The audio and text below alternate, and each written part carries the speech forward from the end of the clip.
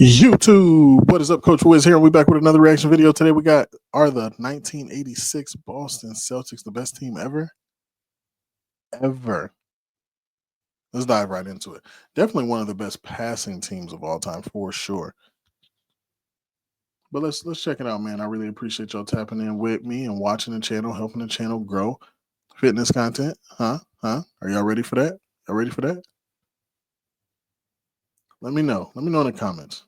86 Boston Celtics. They're universally recognized as one of the greatest teams of NBA history. Although the 80s were defined by super teams and rivalries, the 86 Celtics were never seriously threatened by any opposition that season. They steamrolled the league. Boston's starting five was one of the greatest ever on both ends of the court. The 6'4 Dennis Johnson started at point guard. Beside him was Danny Ainge at the two guard spot. Then you had Larry Bird at small forward and Kevin McHale and Robert Parrish down low. Beyond their fantastic starting five was their depth. Leading the bench unit was the 6'11 Bill Walton, who was that year's Sixth Man of the Year winner. Then you had guys like Scott Wedman, Jerry Seasting, Rick Carlisle, Sam Vincent, Greg Kite, and David Thirdkill. Looking at the results of this group, we see that the Celtics finished with a league best 67-15 record. They had the third best defense and the number one ranked offense that season. They beat teams by an average of 9.4 points over the course of the season. They dominated the playoffs with a 15-3 record, and they had that season's MVP, Larry Bird. Their head coach was Casey Jones, who often doesn't get enough attention for the success of his team. He took over the Celtics in 1983 and spent 5 years there. In these years, they went to the NBA Finals 4 out of those 5 seasons, and they won the championship twice. He had this team playing hard defense, and the chemistry was off the charts. Larry was basically their verbal player coach and leader. It's often said that groups take on the image of their leader, and in this case, it's very true. If I had to describe them in a word, I would call them unselfish. The ball movement of this team was incredibly beautiful to watch. Whether it was on the fast break or half-court sets, Boston was always looking to make the extra pass. Speaking of their leader, Larry Bird won his third straight MVP that season with averages of 25.8 points, 9.8 rebounds, and 6.8 assists on 49.6% shooting. Look, Larry Bird in 86.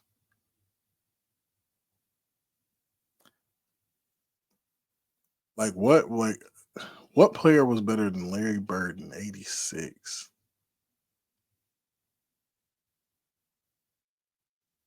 Can't name more than two. Yeah, this team was loaded. Again, the ball movement is crazy, but you get that when your star is that unselfish too. You feel me? Shooting. This was not among Bird's 50-40-90 seasons, but he was incredibly close. Something that people often forget is how Larry was also a very capable defender who made 3 all-defense teams in his career.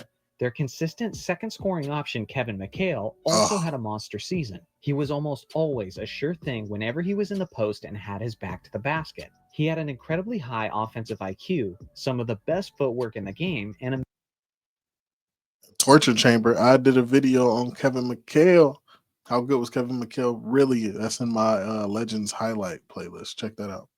Amazing length with an incredibly high release point on his shot. When McHale was in the post, his teammates often called it the torture chamber due to the fact that he was so difficult to stop. That season, he averaged 21.3 points, 8.1 rebounds, and 2 blocks on 57.4%.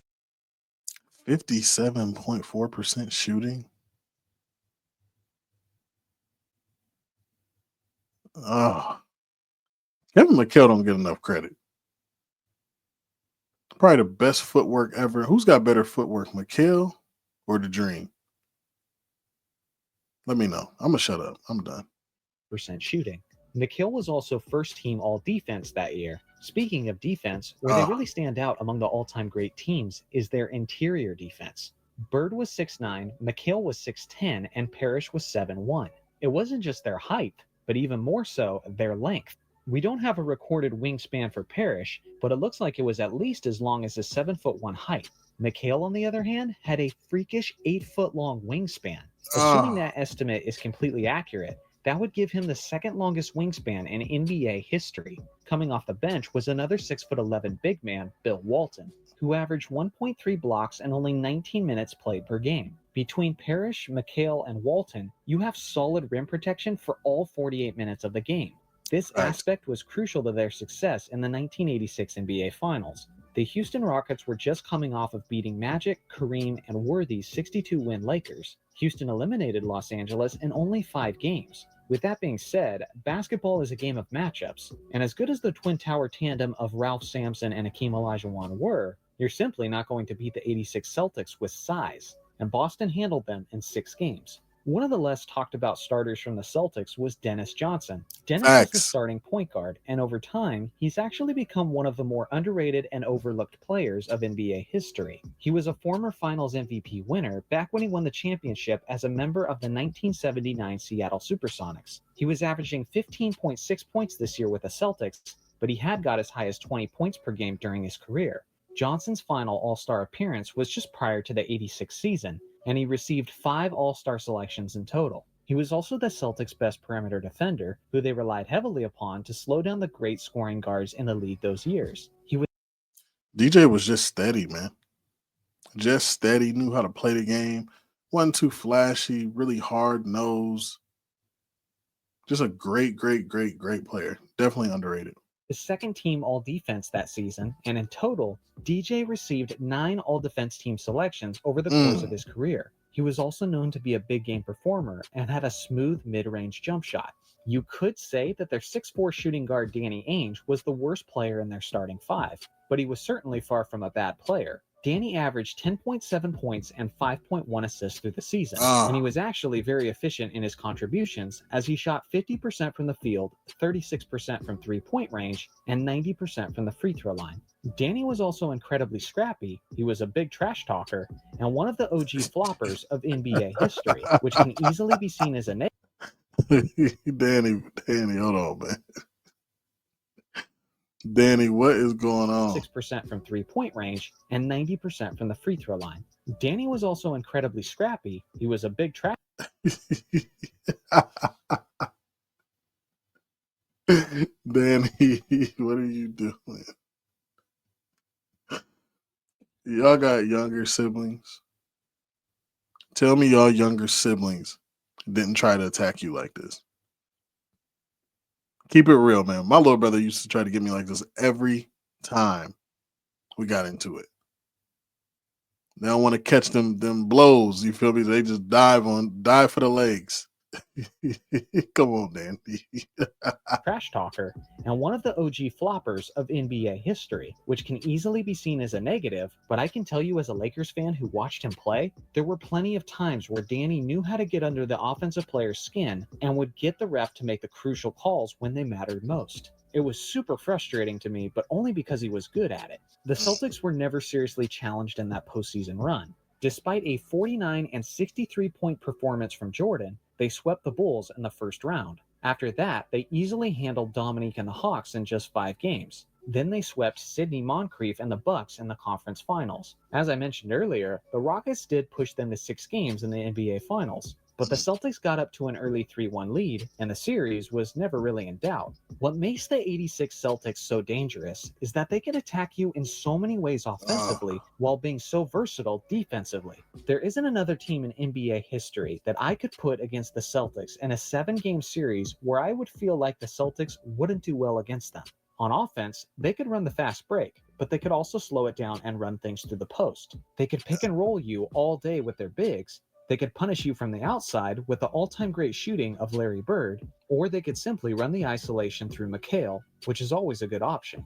Boston natives know this already, but for the rest of you, it's important that you recognize the 1986 Celtics have a legitimate case for the title of greatest team of all time. Let me know in the comments section where you rank this squad among the greatest teams ever. Thanks for watching as always. Make sure to like and subscribe for more NBA content, and I'll see you guys in the next video. Dope by Johnny Arnett. Dang, what y'all think? Hey, that is true. That's a good point. That team could do everything. They could beat you up inside with that front line. People forget how strong and big Larry Bird actually really was. People forget that. So you got McHale, you got Bird on the block. Again, you could ISO McHale on the post. You could ISO Bird on the post. You could let Bird isolate wherever. Pick and roll with Bird. Pick and roll with DJ and Bird. DJ and McHale. DJ and Parrish. Oh man, great passing team. They moved the ball super, super well. They played defense. They could run. They could slow. I mean, that team was incredible. That team was loaded. Are they better than the 95, 96 Bulls? What about those Lakers teams in the 2000s? What about that Golden State team, 2016?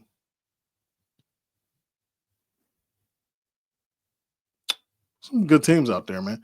Let me know what y'all think, man. Let me know what y'all want to see next. If you are interested in some fitness content, I'm gonna put up a poll, man. Y'all like it? You feel me? If you want me to start dropping some fitness content, um, fitness advice, that might be something I try to work in. I might start a whole nother channel for it. Let me know what y'all think is best. You feel me? I definitely want to keep this channel about old school nostalgia NBA stuff, though, like NBA legends, NBA highlights, NBA stories. I'm having fun with this. Y'all seem to be enjoying it, so I kind of want to keep it here. But anyway, I'm getting long winded. Y'all let me know, man. Let me know what y'all want to see next. I'm Coach Wiz. Until next time, peace.